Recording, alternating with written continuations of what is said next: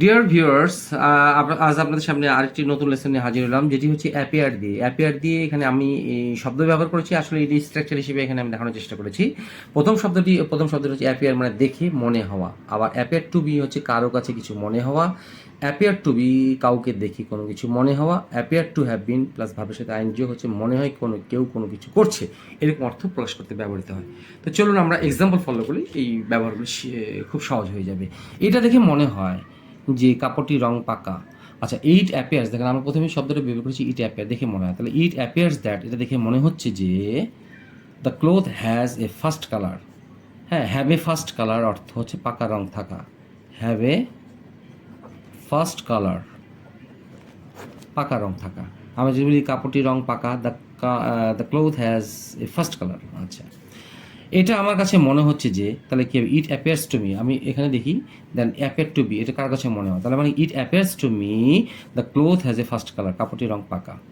তাকে দেখে খুব ক্লান্ত মনে হয়, তাহলে কী হবে দেখেন, অ্যাপিয়ার্স টু বি মানে কাউকে দেখে কোনো কিছু মনে হওয়া। তাহলে কী হলো এখানে দেখেন, he appears to be dog-tired. Dog-tired মানে হচ্ছে খুব ক্লান্ত, অথবা হচ্ছে ভেরি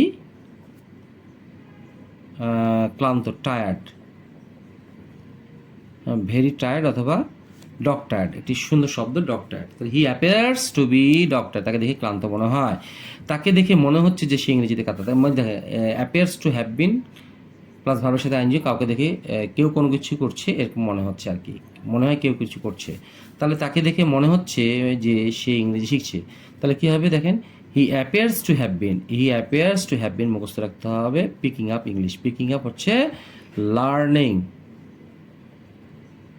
লার্নিং ইংলিশ। এক্সারসাইজগুলো হচ্ছে, মেয়েটি দেখে মনে হচ্ছে যে সে দুঃখে ফুপি ফুপে কাঁদছে। মাছগুলো দেখে পচা মনে হয়। তো এই অ্যাপিয়ার্স টুর উপরে এই লেসনগুলো দেখলে আপনাদের এই ধরনের বাক্য সুন্দরভাবে রচনা করতে পারবেন। সে প্রত্যাশা। আসসালামু আলাইকুম।